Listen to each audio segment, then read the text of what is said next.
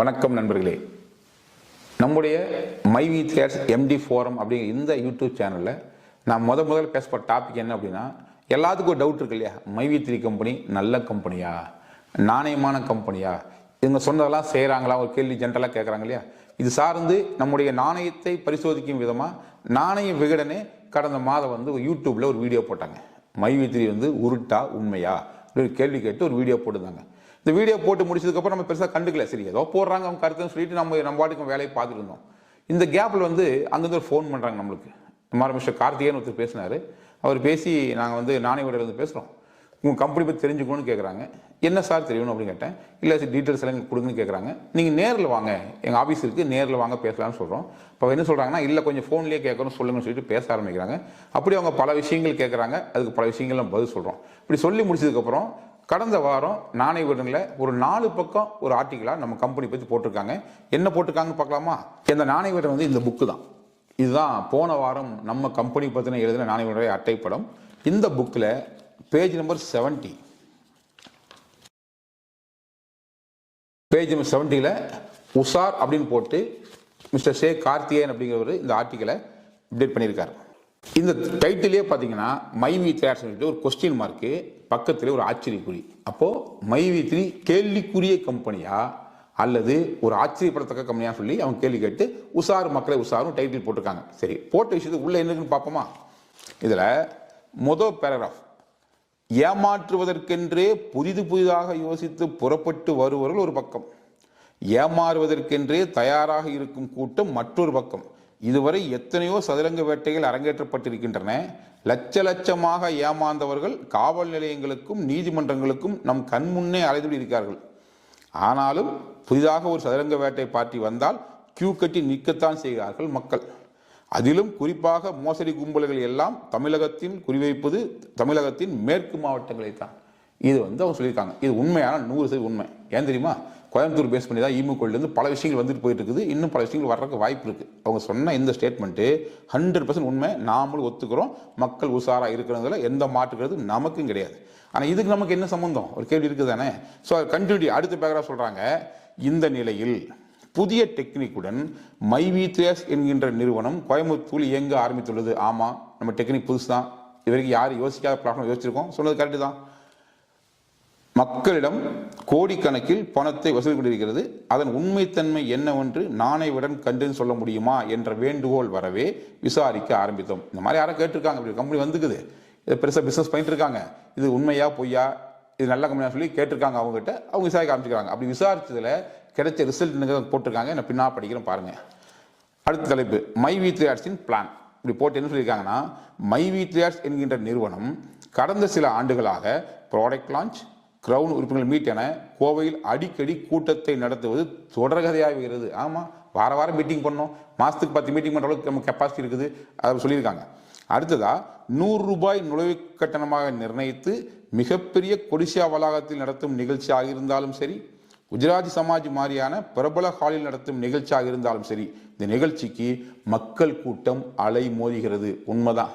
உட்கார்றதுல நிற்கிறக்கே இடம் இல்லை, பக்கத்து கால் கூட உட்கார வச்சோம், அந்த அளவுக்கு எவ்வளோ வருது கரெக்டாக சொல்லியிருக்காங்க.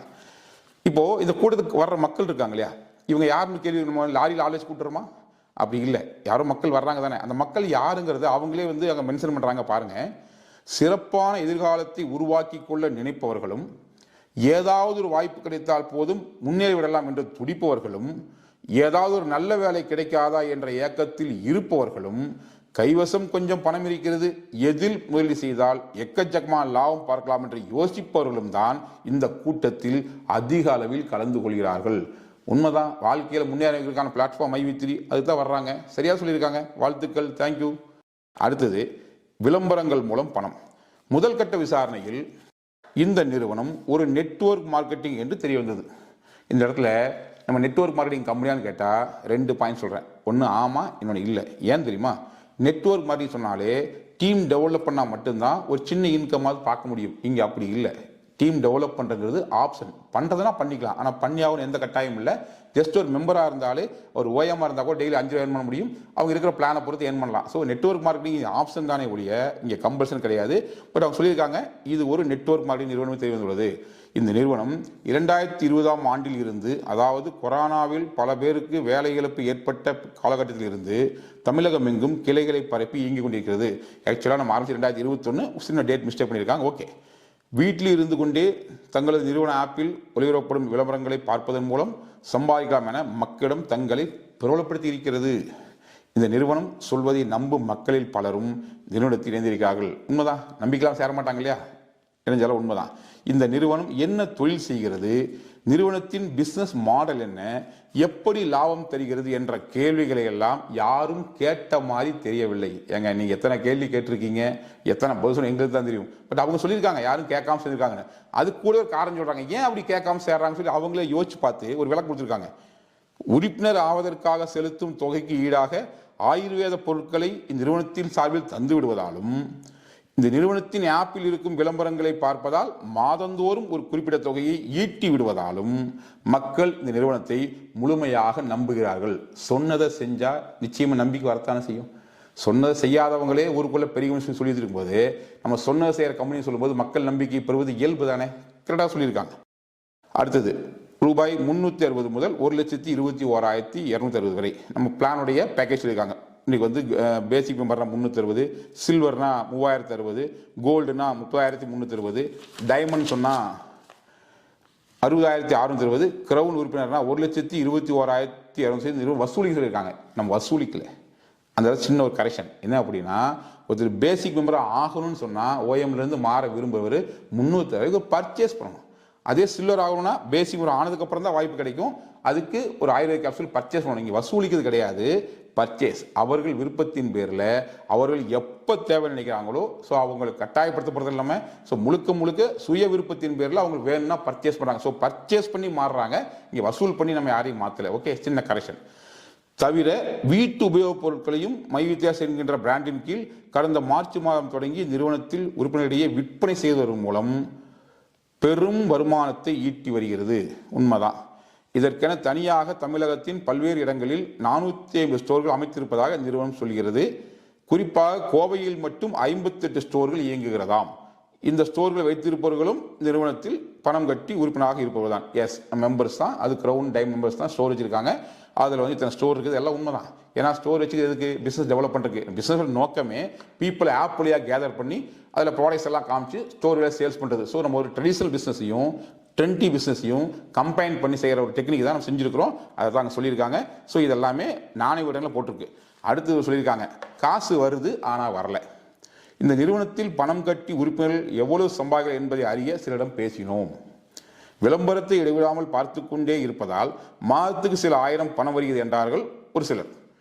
ஆரம்பத்தில் பணம் வந்துச்சு, ஆனால் இப்போ பெருசாக வர்றதில்லை. அப்ளிகேஷனில் நிறைய டெக்னிக்கல் ப்ராப்ளம் இருக்குது. விளம்பரங்களை பார்த்துட்டு இருக்கும்போதே பிளாங்க் ஆகிடுது. அதனால் அந்த அப்ளிகேஷன்லேருந்து வெளியேறாண்டா ஒருத்தர்.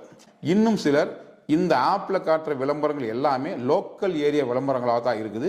அது மட்டும் இல்லாமல் தினமும் நிறுவனத்தில் அறிவிப்புகளும் விளம்பரங்களாக வருது என்கிறார்கள். எங்கள் நம்ம ஆப் வச்சுக்கிறதே நம்மளை பற்றி சொல்கிறக்கும் நம்ம உள்ளூருக்கு பிஸ்னஸ் பிளான் டெவலப் பண்ணுறதான்னு சொல்லும்போது அது நம்ம பண்ணுறது நியாயமான விஷயம் தானே. இது ஒன்றும் குறை கிடையாது. கூடுதலாக சொல்கிறாங்க பாருங்கள், பயனாளர்கள் இப்படி சொல்ல கூகுள் பிளே ஸ்டோரில் இந்த அப்ளிகேஷனை தரவிறக்கம் செய்து பயன்படுத்தி கொண்டிருப்பவர்கள் கமெண்ட்ஸை பார்த்தால் அங்கேயும் ஒரே புலம்பல் மயம். நம்ம கிட்டத்தட்ட வந்து 46,000 பேர் ரிவ்யூ கொடுத்து 4.4 ரேட்டிங் வச்சுருக்கிறோம்.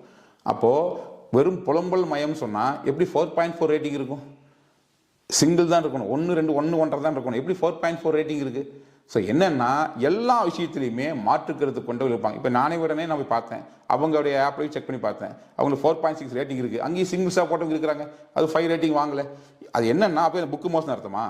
எப்பவுமே எல்லாத்தையுமே திருப்திப்படுத்த விஷயம் உலகத்தில் எதுவுமே கிடையாது. கடவுளுக்கு கூட மாற்று கருத்து இருக்குது. அதுக்கே ஸ்டார் போட சொன்னால் அவர் 5 ரேட்டிங் வாங்க முடியாது. அதுக்கு நிறைய பேர் சிங்கிள் ஸ்டார் போட்டுருவான், கழுவி ஊற்றுவான். அப்போ எல்லாத்துக்குமே வந்து நெகட்டிவ் கமெண்ட்ஸும் எதிர்ப்பு இருக்கும் பொழுது நம்ம ஒரு கான்செப்ட் எடுத்தோம்னு சொன்னால் 100% வந்து எல்லாத்தோடைய நன்மை பெற முடியாது. ஆனால் மேக்ஸிமம் என்ன பண்ணிக்கும், 4.4 ரேட்டிங் வாங்கியிருக்குன்னா இது சின்ன விஷயமா இல்லை பெரிய விஷயமாங்கிறது உங்கள் பொறுப்புக்கு விட்டுறேன். அடுத்த தலைப்பு போட்டிருக்காங்க, எப்படி எப்படி எப்படி இந்த நிறுவனம் ஆப் வழியாக விளம்பரங்களை பார்க்கும் பொழுது தனது உறுப்பினர்களுக்கு எப்படி பணத்தை கொடுக்கிறது என்ற ஆராய்ச்சியில் இறங்கினோம். இப்போ என்ன சொல்றாங்கன்னா, நிறுவனத்தில் தற்பொழுது வரை சுமார் 35 லட்சம் வாடிக்கையாளர் இருப்பதாக நிறுவனம் சொல்கிறது. உண்மைதான். அதில் கிட்டத்தட்ட 95% பேர் கட்டணம் ஏதுமின்றி ஓயமா சேர்ந்தவங்க. எஸ், இப்படிதான் நடந்திருக்கு. அதில் 5% பீப்புள் கட்டமைப்புகள் இன்னும் பிஎம்ல இருந்து சில்வர், கோல்டு, டைமண்ட், கிரவுன் எல்லாத்தையும் மிக்ஸ் பண்ணியிருக்காங்க. அதையும் சொல்லியிருக்காங்க. இப்படி சொல்லிட்டு அவங்க என்ன சொல்றாங்கன்னா, இந்த மாதிரி ஒரு 5%னா 1.25 லட்சம் பேர் வருது கணக்கு. அந்த 1.25 லட்சம் பேருமே ஒரு 360 ரூபாயிலிருந்து 1,21,000 கட்டியிருந்தாங்கன்னு சொன்னா எவ்வளவு காசு வசூலாயிருக்கும்னு ஒரு கணக்கு போடுறாங்க. அதுல ஒரு 10,000 பேர் கிரவுன் ஆயிருந்தா கூட, அவங்க கணக்கு 10,000 பேர் கிரவுன் ஆயிருந்தா கூட ஒரு ஆளுக்கு வசூல் பண்ற காசு 1,21,000னா கிட்டத்தட்ட 121 கோடி வசூல் பண்ணியிருப்போம். அந்த காசை வச்சுக்கிட்டு தான் இந்த கம்பெனி இருக்கிற மக்களுக்கு பேமெண்ட் கொடுத்துட்டு இருக்குன்னு சொல்லி யார் சொல்றாங்களாமா? இந்த நிறுவனத்தின் உள் விவகாரம் தெரிஞ்சிருக்கலாமா? இங்க ஆக்சுவலா என்ன நடக்குது நமக்கு தான் தெரியும். உள் விவகாரம் தெரிஞ்சவங்க யார் அவங்க கூட பேசுறாங்க தெரியல. இவங்களா ஒரு கற்பனையில கணக்கு போட்டு ஒரு கால்குலேட் பண்ணியிருக்காங்க. சரியா? இது வரை சொல்லியிருக்காங்க. அடுத்து என்ன சொல்லியிருக்காங்கன்னா, நிறுவனம் தொடங்கிய போதே பணம் கட்டி சேர்ந்தவர்கள் கொஞ்சம் பணத்தையாவது சம்பாதிச்சிருப்பாங்க. ஆனால் சமீப காலத்தில் சேர்ந்தவர்களுக்கு கட்டிய பணம் கூட கிடைக்குமா என்பது சந்தேகமே என்கிறார்கள் வேறு சிலர். இவங்க ஒன்றும் சொல்ல, யாரோ சொல்றாங்களாமா. ரோட்ல போறவங்க 1000 சொல்லுவாங்க.